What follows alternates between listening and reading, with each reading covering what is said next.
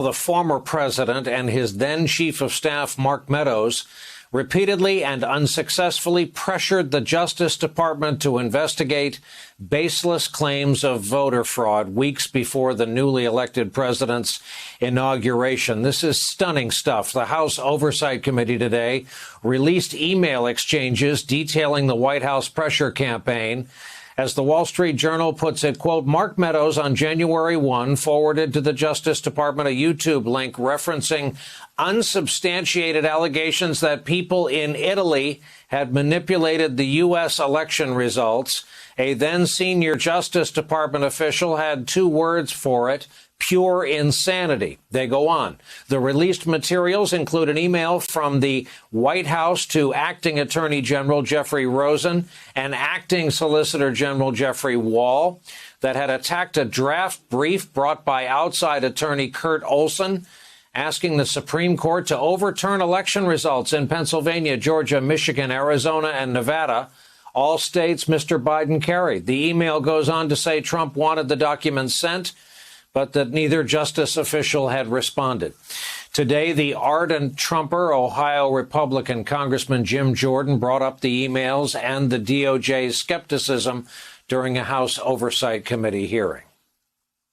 When the chief of staff to the president of the United States asks someone in the executive branch to do something and they basically give him the finger, I think that's the problem we should be looking into. But that's not what the Democrats are going to look into. Think about this. The president was using the Justice Department as his own lawyer to try to overturn the election. I mean, it is incredibly dangerous. It is a threat to our democracy. And the question is, what are we going to do in the future to prevent any president from abusing our democratic system in this way? That's Ro Khanna, California Democrat, member of the House Oversight Committee, reacting to these emails detailing Trump's efforts to get the DOJ to overturn the results of a Democratic election. Nothing short of it. On the timing of the emails, New York Times reports it this way. Much of the correspondence occurred during a tense week within the Justice Department when Mr. Rosen and his top deputies realized that one of their peers had plotted with Mr. Trump to first oust Mr. Rosen and then try to use federal law enforcement to force Georgia to overturn its election results. And Matthew, indeed, I would like to start with you. We have been part of a national frog boiling campaign. You could hear it in the congressman's voice, wanting to focus people's attention. Folks, don't you understand that what's been revealed would have made Nixon jealous? It would have made Nixon blush. And yet the sound of crickets across the land is mostly what we get. So, Matthew, explain to the good folks watching how much danger democracy is in. Well, thanks for having me. And being the most famous person in Wimberley is being like the thinnest person in fat camp. So I thank you for that. I appreciate that. I mean, I think we're at an incredible dangerous point. I think it's more dangerous than what happened in Watergate, which is when I got interested in politics. And when I was of a very young age, got very interested. I think it's more dangerous than what we faced in World War II by the attack of two autocratic regimes, because at that point in time when we were attacked and they tried to end democracy, we united against it. We're not united against this today in this country today, even though a majority are with democracy. There's a large minority that doesn't seem to care about it.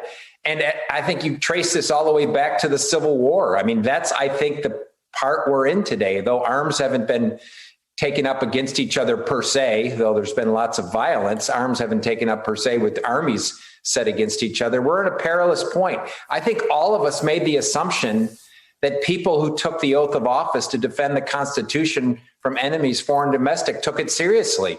And we now learn that a president did not take his oath of office seriously. We learn an entire political party doesn't take their oath of office seriously. The Republicans don't take their office seriously. We learn that Donald Trump surrounded himself with staff who didn't take that oath seriously. So I think it's an incredibly dangerous situation we're in. And it's not only what happened in Washington, it's what's now, this is a virus that started in Washington, but has now infected many states, including my state here in Texas, with what's happening here with the leadership of the GOP here in Texas. So it's an incredibly perilous point we're in. And I think it's incumbent upon all of us to speak the truth and all that and do whatever we can in whatever way we can to defend our country. Jason Johnson, I hate to do it to you, but you're a thoughtful guy. Same question.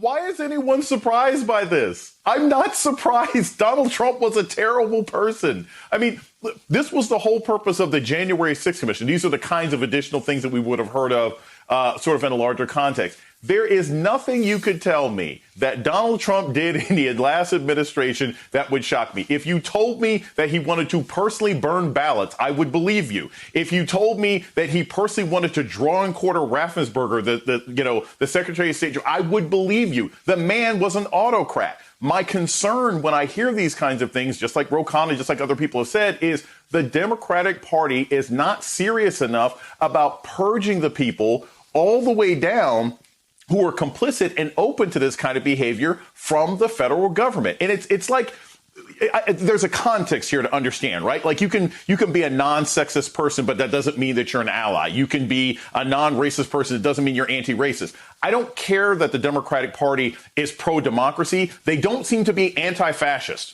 And they have to be anti-fascist now to battle the Republican Party. So every time I hear some of this new information, it doesn't shock me. There is no depth to which this previous administration could go that would surprise me in 2021.